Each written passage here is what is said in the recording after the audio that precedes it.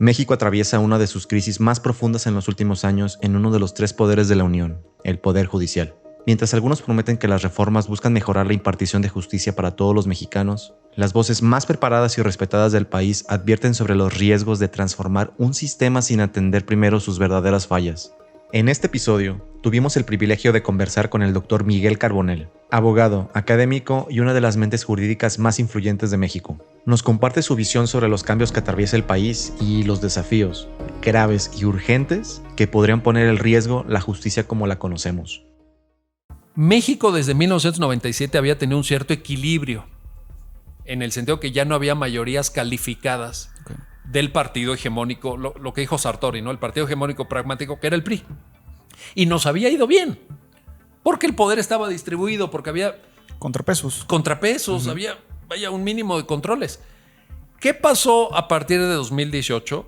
Pues que México, la ciudadanía decidió darle un poder enorme a un partido que se parece mucho, ¿sí?, al partido anterior, y yo creo que eso no está funcionando.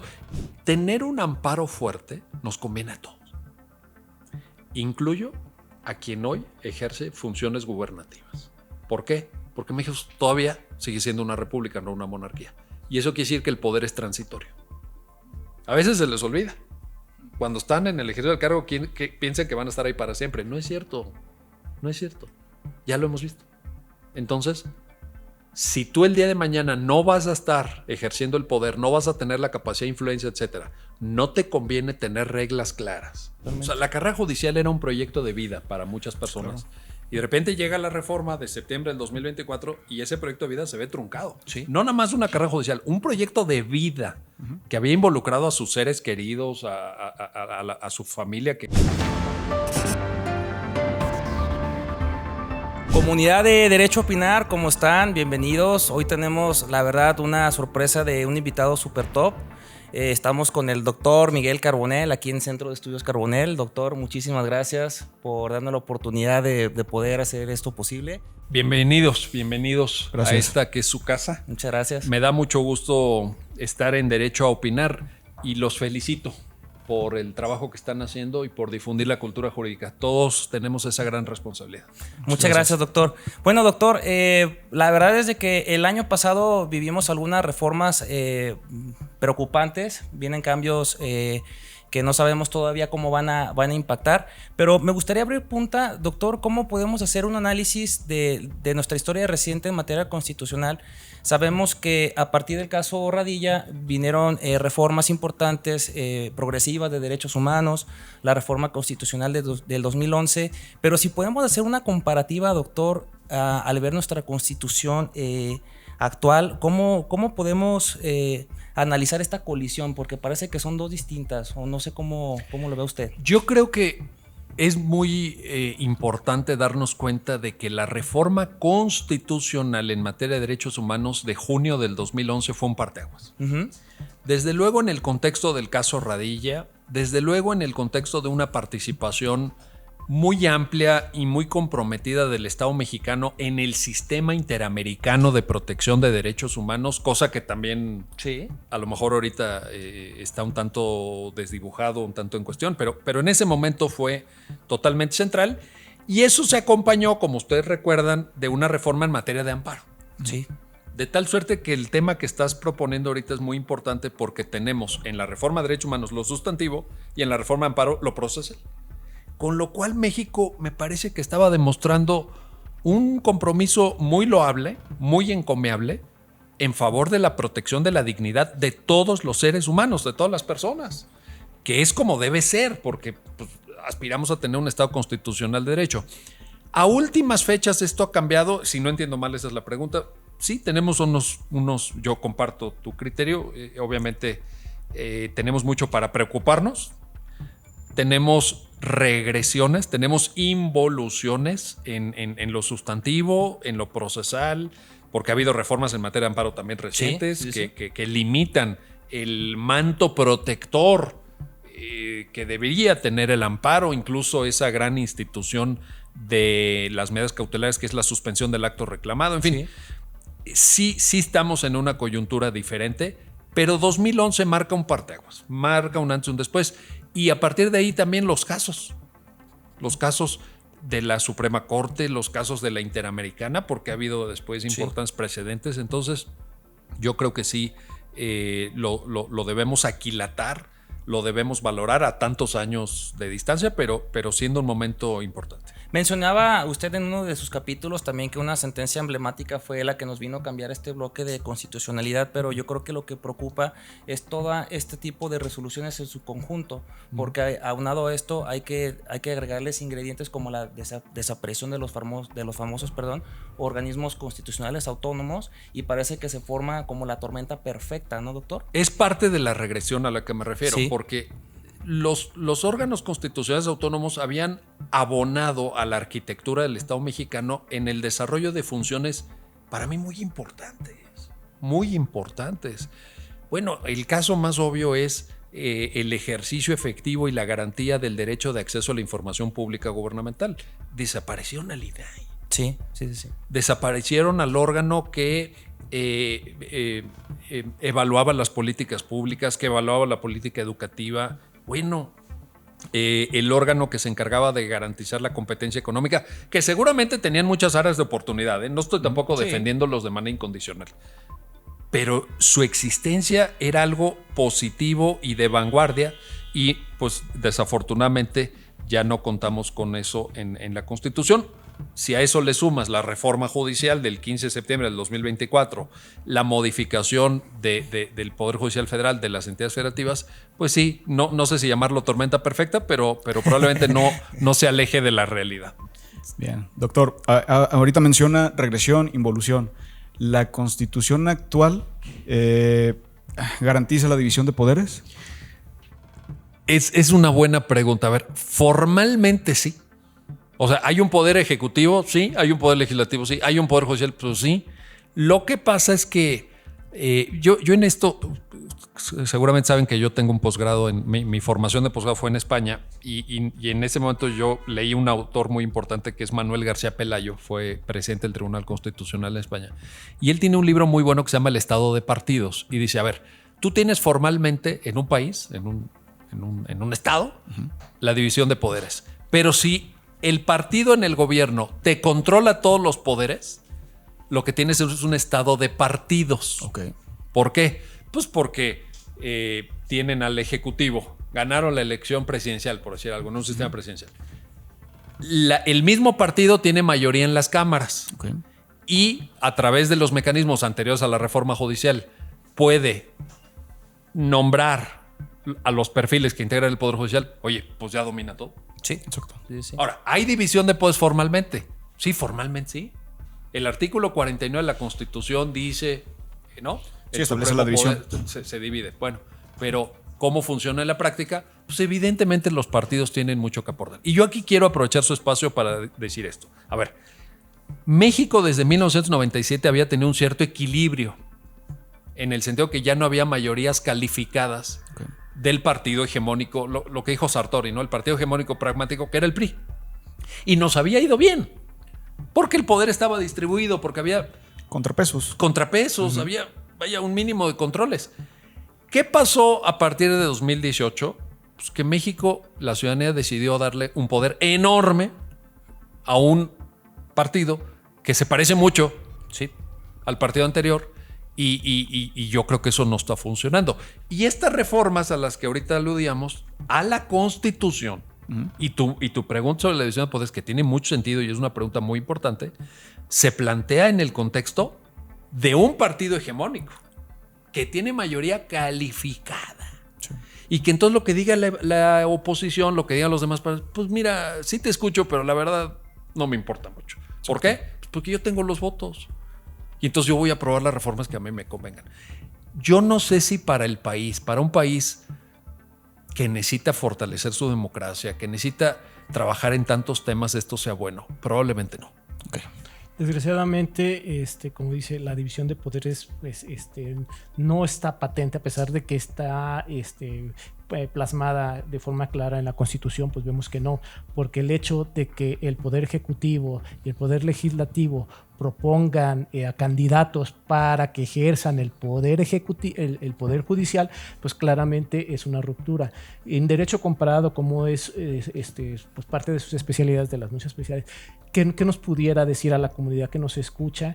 ¿Qué ejemplos pudiéramos que no haber visto en México de que no funciona? A ver, yo aquí diría dos cosas. La primera es que efectivamente hubo una narrativa que lo voy a decir con todas sus letras, falsa y mentirosa sobre la reforma judicial, que consistió en decirle a la gente, usted va a elegir a quien usted quiere. No es cierto. Bueno, hasta hubo un factor tan aleatorio como una tómbola, Sí. Que yo sepa, pues la tómbola no toma en cuenta el currículum, los méritos, la experiencia, el Denigrante. talento. Eso una tómbola Factor suerte. es factor suerte. ¿Quedaste o no quedaste? O sea, salió el número. O sea, bueno, entonces, que no digan, porque es mentira, que la reforma judicial permite elegir a quien el ciudadano quiera. Primero. Segundo, el tema del derecho comparado me parece esencial. A ver, ¿cuántos países en el mundo eligen por voto popular a todos sus jueces y a todas sus juezas? Ni uno. Oye, pero que Bolivia, no. A ver, Estados Unidos, no. Entonces ahí la pregunta sería, todos están equivocados menos nosotros. ¿Será que nosotros descubrimos el hilo negro y que sabemos algo que ni Noruega, ni Reino Unido, ni Argentina, ni España, ni Italia, nadie sabe más que nosotros? Se me hace muy presuntuoso. Se me hace muy audaz, por no usar otro calificativo. Perdónenme. Entonces el derecho comparado es muy importante como método de estudio de los fenómenos jurídicos. Ahorita estamos hablando de la reforma judicial, pero podríamos hablar del derecho privado, podríamos hablar de los derechos humanos, podríamos hablar de la justicia constitucional. Hay que fijarnos en eso y guiarnos por el derecho comparado. Perfecto. Yo quisiera también tocar un tema, doctor, si me lo permite. Tocando un poquito la justicia de la Comisión Internacional de Derechos Humanos, la justicia interamericana, y creo que también tiene que ver porque, bueno, vimos una audiencia con esto de la reforma judicial en donde se le reconoció al Estado mexicano como un Estado que usualmente está presente en sus audiencias, pero yo me quedo pensando, y se lo comentaba fuera de micrófonos, ¿de qué sirve que el Estado mexicano esté presente en esas audiencias cuando recurrentemente, pues bueno, son estados condenados, cuando recurrentemente tenemos sentencias que no podemos terminar de cumplir? Hay muchos casos emblemáticos, y yo creo que lo más grave que incluso estemos haciendo reformas constitucionales que van incluso en contrarias a estas sentencias que tenemos a nivel internacional, y que es un compromiso que debe seguir con nuestro país. ¿Será, doctor, que nos estén llevando a un punto de una ruptura, en el sentido de que, bueno, ¿sabes qué? Pues me salgo de este sistema interamericano? Pues muy probablemente, no sé si al grado de ruptura, porque esas salidas del sistema interamericano en la historia reciente se han producido en casos muy, muy límite. A ver, estoy hablando del Perú de Alberto Fujimori, estoy hablando de la Venezuela de Hugo Chávez. Yo espero, confío, supongo, quiero, a lo mejor soy ingenuo, perdónenme, pero déjenme ser ingenuo. Yo pienso que no estamos a ese nivel. Yo pienso que no estamos ahí. Ahora, también es cierto que si no hay un compromiso fuerte del Estado mexicano por cumplir los tratados que México firma, por acatar las sentencias de un tribunal internacional cuya jurisdicción fue aceptada por el Estado mexicano, si no es que la Corte Interamericana de Derechos Humanos por su propia voluntad. No, a ver, el Estado mexicano firmó en 1998 el instrumento que reconoció la jurisdicción contenciosa de la Corte Interamericana. ¿Y por qué lo hizo? Porque es un Estado soberano, porque en uso de su soberanía dijo, yo quiero estar ahí. Perfecto, está usted en su derecho. Ahora, ¿qué pasa? Cumpla, acate. A todos nos enseñaron en la carrera, pacta sunt servanda. Hay que cumplir lo pactado. los compromisos se honran. Bueno, ¿qué está pasando? Y yo quiero ponerle nombre y apellido a la situación que tú planteas porque es muy, muy actual. Tenemos 2 sentencias en materia de prisión preventiva oficiosa y de arraigo, que son el caso Sompaxle Tecpile y el caso Daniel García Rodríguez y otro, que no solamente no están cumpliendo, sino que dijo la Corte Interamericana en la sentencia, quiten de la Constitución la figura del arraigo, artículo 16, y de la prisión preventiva oficiosa, artículo 19, párrafo 2. ¿Y qué hizo México? ¿Cumplió? No. Amplio. Amplió o sea, hoy el artículo 19, párrafo 2 tiene más contenido y un mayor número de delitos del catálogo que son materia de la medida cautelar de la prisión preventiva oficiosa de lo que tenía antes de las sentencias. Entonces, Sí, totalmente contrario. Sí, totalmente. involutivo. Sí. Al grado de una ruptura, no sé si tanto, no sé, o sea, yo espero que no lo sé, pero ciertamente ¿de qué te sirve reconocerle jurisdicción a un tribunal cuyas sentencias no estás dispuesto a acatar y al contrario, haces reformas constitucionales que van en contra de lo que te está ordenando el Tribunal Internacional? Lo veo muy complejo, la verdad.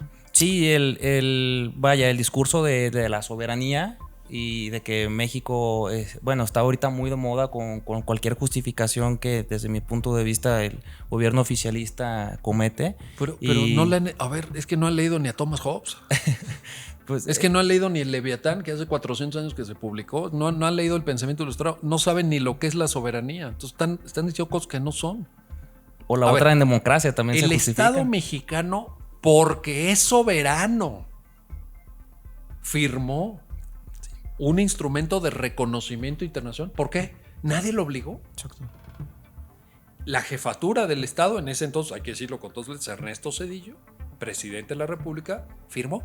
Bueno, ¿de dónde sacan ahora que estos tribunales afectan la soberanía? Cuando la soberanía... hay una frase de Luigi Ferraioli que me gusta mucho. Ustedes saben, para mí Luigi Ferraioli es un autor de referencia, obviamente. Dice Ferraioli, los derechos fundamentales, es decir, los derechos humanos, son fragmentos de soberanía, cuyo titular somos todos nosotros. Entonces fíjate qué bonita idea de Ferraioli. Dice, oye, ¿dónde está la soberanía en la práctica? Pues está en tus derechos, está en tus derechos. Bueno, es eso. Y un tribunal interamericano protege los derechos de todos. Y lo hemos visto en casos muy delicados. Sí. Incluso teniendo involucrado a personal militar. En varias sentencias. No en una, Sí, muchos. en varias. Entonces, oye, pues yo aprecio profundamente, agradezco que haya un tribunal que nos señale, oye, aquí violaron derechos humanos. Y eso es soberanía. Eso es soberanía. Soberanía no es negarle a la gente que pueda tener un remedio internacional cuando esa persona estime que se violan sus derechos. Eso no es soberanía. Cerrarle la puerta no es soberanía. Poner medidas de populismo punitivo, porque eso es la prisión preventiva oficiosa, es populismo punitivo en la Constitución, eso no es soberanía. O sea, a ver, tampoco nos dejemos engañar. No. Entonces sí es importante dejarlo claro. Perfecto. Muchas gracias. Reforma judicial, texto constitucional vigente, pero ¿usted considera que es inconvencional? Bueno, sí, hay varias sentencias de la Corte Interamericana que señalan que la forma de llegar a ocupar cargos judiciales tiene que comportar garantías de imparcialidad, garantías de objetividad y bueno, obviamente, y esto pues, lo hemos señalado muchas veces, que lleguen quienes saben de derecho. No quienes son tiktokeros famosos o quienes tienen el apoyo de un sindicato, de un gremio, etc. No. ¿Usted sabe de amparo o no sabe de amparo? ¿Usted sabe derecho penal o no sabe derecho penal? Punto. Así es. Tiene que haber perfiles que reúnan estas características. En ese sentido, y este es un criterio estrictamente personal, yo estimo, ese es mi punto de vista, que la reforma judicial de 15 de septiembre del 2024 es profundamente inconvencional. Okay. Y creo que con el tiempo la Corte Interamericana así lo va a reconocer, porque además, incluso recientemente ustedes conocen una sentencia contra Honduras que lo deja totalmente perfilado. Miren, los requisitos son estos. Cuando uno compara ese criterio de la Corte con lo que dice la reforma judicial, No hay manera de... no pasa. No pasa. Y la Corte Interamericana es un tribunal que se basa mucho en sus propios precedentes, que es algo muy bueno. Sí. Oye, es que nosotros ya dijimos esto. Y ya habíamos dicho esto. Y ya habíamos sostenido este criterio. Ah, pues qué bueno. Entonces, yo creo, a título personal, que sí es inconvencional y creo todavía más que con el paso del tiempo, claro, va a tardar. Eso sí. Sí. Va a tardar porque todos sabemos que el sistema interamericano pues tiene sus tiempos y no es muy veloz, pero bueno. Pero a la postre yo estimo que el Estado mexicano saldrá nuevamente condenado por la reforma judicial del 2024. Y mientras ya nos vimos afectados. Bueno, pues se quebró la carrera judicial. Y digo, y hago ese comentario porque finalmente no es por hablar mal de los prospectos o los perfiles, los candidatos, pues, pero en su mayoría es compleja este ejercicio electoral, porque ¿cómo te das cuenta? O ahorita lo vemos con los tiktokeros, con la gente que sale a bailar en vez de proponer. Oye, Luis, es muy difícil. decía un meme que pasamos de la jurisprudencia a la jurisprudencia, ¿verdad, doctor? No lo veo. Qué barbaridad. Sí hay un grado de complejidad, pero es el grado de complejidad que deriva naturalmente de la estructura judicial que tiene el Estado mexicano. Es decir, le tienes que decir al votante, al ciudadano común y corriente, oye, hay juzgados de distrito, hay tribunales colegiados de apelación, hay tribunales colegiados de circuito, hay Suprema Corte y además hay elección judicial local en 19 entidades federales. 19. Bueno, oye, y luego, súmale.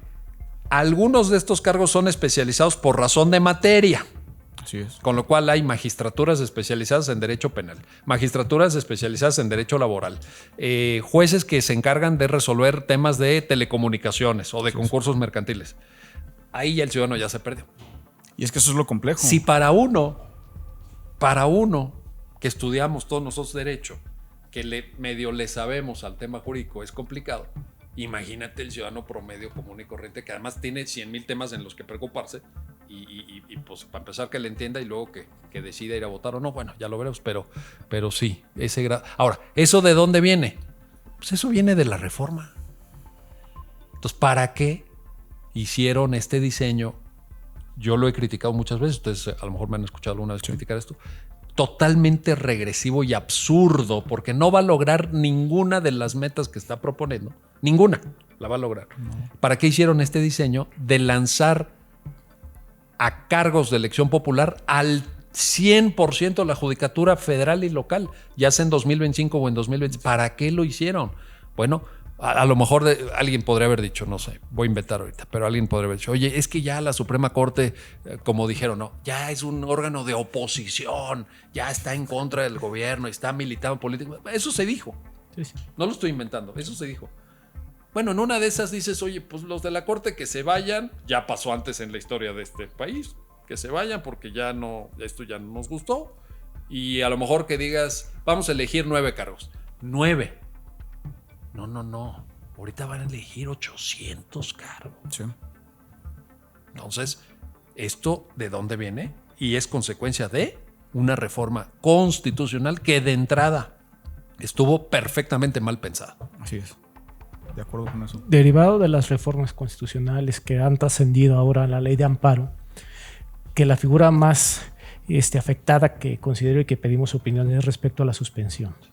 La suspensión en el amparo hemos visto que en vez de ser progresiva tiene efectos regresivos y que afectan a la población. ¿Nos pudiera hablar un poco de este tema? Ha habido mucha polémica y creo que se ha desinformado a la opinión pública. Así es que es muy importante que ustedes a través de su canal y de esta conversación lo permitan aclararlo. A ver, la suspensión del acto reclamado en el juicio de amparo es una medida cautelar. Primero. 2. Todas las medidas cautelares no deciden sobre el fondo. Una medida cautelar sirve a fines procesales, es decir, para el adecuado desarrollo de un proceso judicial. Entonces, yo he escuchado, perdón que use de nuevo este término tan duro, tan pesado, pero lo quiero decir como lo pienso. Yo he escuchado mentiras a muy alto nivel de la política mexicana quejándose de autos que deciden sobre suspensiones del acto reclamado, pero presentándolo como si ya fuera algo definitivo. En temas muy delicados. Claro. Entonces, hay que aclarar, es de naturaleza cautelar, no decide el fondo. Y la otra, ¿necesitamos un amparo con una suspensión fuerte? Yo creo que sí. Con una suspensión muy fuerte por temas de igualdad ante la ley, porque tenemos a muchas personas viviendo en pobreza sin derecho efectivo de acceso a la justicia. Entonces, oye, si alguien ya decidió tramitar un amparo, si ese amparo fue admitido, si se va a tramitar un incidente, suspensión del acto reclamado, si se decide obsequiar la medida cautelar, porque así lo estima una autoridad judicial competente en ese proceso, pues fortalezcamos eso. No debilitemos eso, porque un amparo sin medida cautelar puede servir de muy poco. Aunque lo ganes. Sí. Aunque lo ganes después. En la medida cautelar, si en el trámite del proceso no aseguraste la materia del juicio a través de la medida cautelar, puedes llegar y obtener una sentencia que diga que tienes toda la razón y que no sirva de nada. Un caso práctico, los derechos ambientales. O sea, una suspensión contra una tala de un bosque para hacer un fraccionamiento, circunstancias de esa naturaleza que aunque ganes el amparo, pues qué efectos tendría que ganes el amparo cuando ya talaron. Pero podríamos poner ejemplos en materia penal, en materia laboral, en materia familiar.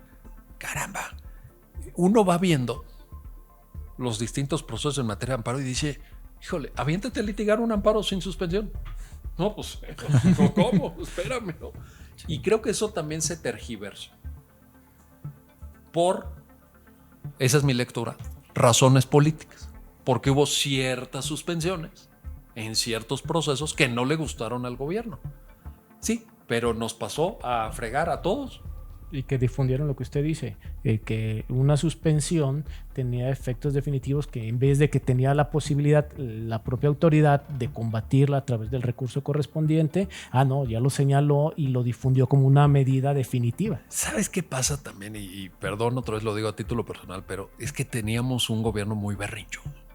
Sí. Entonces cualquier cosa salía en este show, espectáculo estandupero de las mañanas a decir cosas que no se correspondían con la realidad. No se correspondían con la realidad. Se tergiversaba, pero era un tsunami informativo. Y les voy a decir algo. Y del otro lado, porque también hay que hacer autocrítica. Sí. Y del otro lado no hubo respuestas puntuales, claras, que dijeran, no, a ver. Se dictó esta medida con este fundamento, por estas razones y todo, y todo se dejó a que... Y que es una actitud, yo la he criticado mucho, son mis amigos, todo, pero es una actitud muy propia del Poder Judicial Federal. Dice, lea la sentencia, lea el auto que... Sí. No, hubo un intento. En el mundo del siglo XXI ahorita la gente no tiene ese tiempo para... Sí, hubo un intento con las contramañaneras. Sí. Por parte del magistrado que decidieron suspenderla, nos aclaraban. Pero demasiado tarde, como lo comenta el doctor. Yo creo que son ejercicios, bien intencionados, no cabe duda, bien intencionados, pero que no estuvieron a la altura de los requerimientos del debate. O sea, enfrente tenías a unos cuates David contra Goliat. Sí.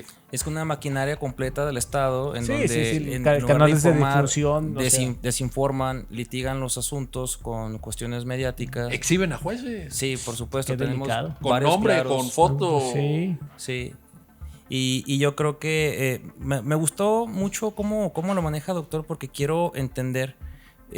Usted, bueno, por sus estudios y en otros programas siempre ha dicho que el amparo es una figura que lejos de debilitarse se tiene que fortalecer. Entonces, como usted dice, podemos llegar a la conclusión que pues este amparo es mucho más débil comparado con lo que teníamos hace 1 o 2 años, ¿no? O sea, de poco puede servir. ¿Usted cree que todavía es ese recurso idóneo que tenemos? A ver, perdón. Es lo que tenemos. Sí. Es lo que tenemos. La historia del amparo es una historia de progresivo mejoramiento. Si se fijan en el amparo de los años 20 del siglo XX, y ya ni les digo en el amparo del siglo XIX, no tiene nada que ver con nuestro amparo actual.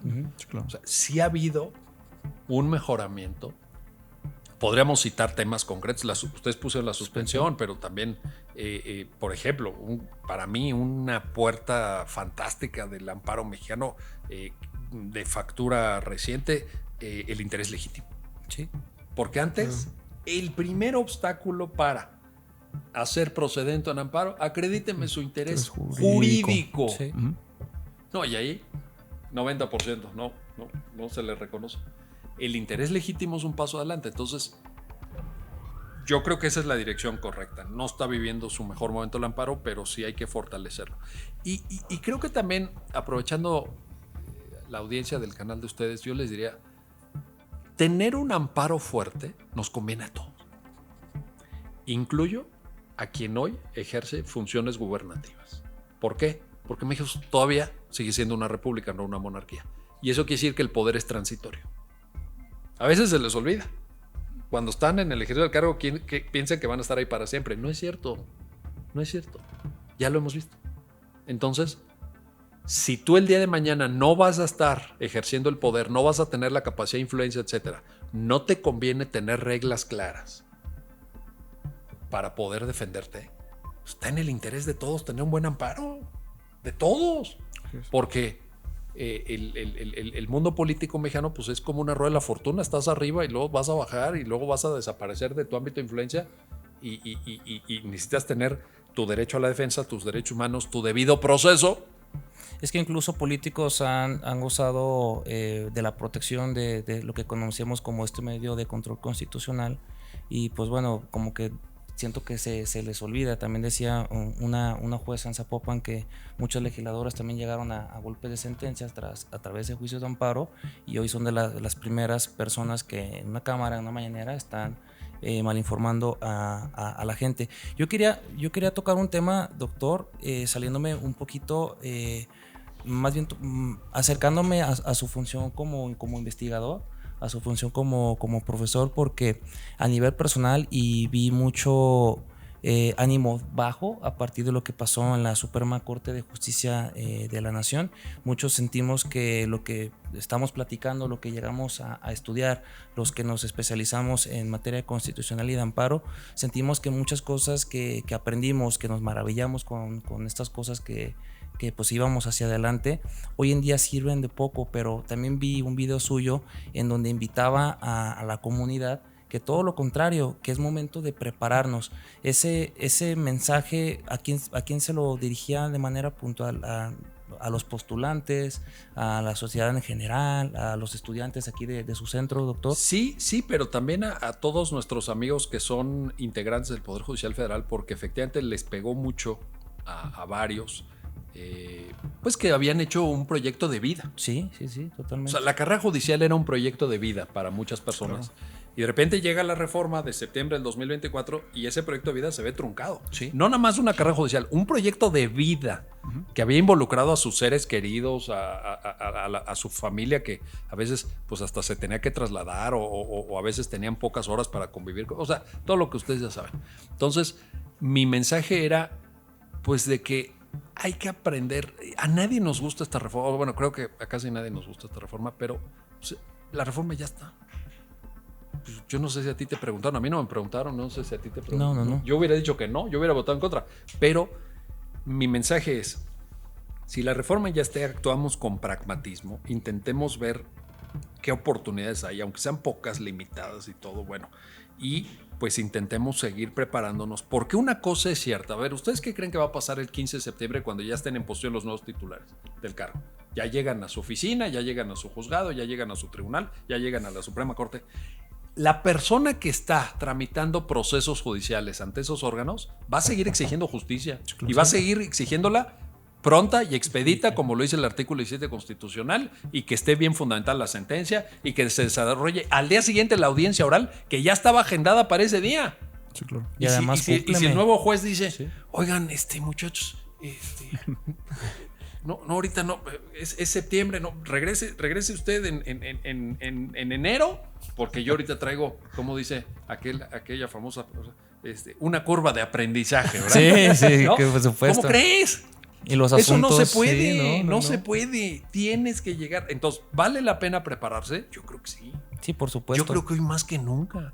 En un barco que se está tambaleando, ¿no necesitamos marineros preparados? ¿Cómo crees que no? ¿O en manos de quién vamos a estar? De 9 personas, pienso en la Suprema Corte, ignorantes del derecho constitucional, que obtuvieron su título en no sé dónde, que usan argumentos, la verdad, carentes hasta de lógica. Sí. Por no De decir, acuerdo. por no hablar de la Sí, fundamentación sí. normativa que se requiere. Bueno, entonces yo prefiero tener una comunidad jurídica cada vez más preparada, cada vez más consciente. Y también, miren, respeto mucho a quienes tienen una visión crítica y pesimista de esto, pero yo he aprendido que la historia es cíclica. La historia no está escrita en piedra. Probablemente si yo les hubiera platicado esta reforma hace 2 años, ustedes me decían, no, hombre, ¿cómo crees que van a correr a todo? ¿Cómo crees Sí, que va a no, haber? no. No, hombre. Perfecto, ya pasó. Y la sobrerepresentación y todo lo Muchas que cosas pasó. que no estuvo lo hubiéramos brutal. creído si yo se los hubiera platicado hace 3 años o 4. Bueno, ¿qué creen? Ya pasó. Sí. Ya pasó. Entonces la pregunta es, ¿qué hacemos? ¿Cómo actuamos? Doctor, en Una ese- persona, concluyo, una Perdón. persona preparada nunca sobra. Sí, claro. Nunca está de más. El conocimiento no ocupa espacio. Preparémonos. Ahora, bueno, tú, Sí, perdón. y en ese sentido, doctor, por ejemplo, estoy de acuerdo con que nos tenemos que seguir preparando. De hecho, pues me imagino ese escenario en el que van a llegar los nuevos juzgadores y a lo mejor va a haber como un conflicto de ideologías con las personas que van a quedar, que creo que ese es un tema completo muy bueno para un nuevo video.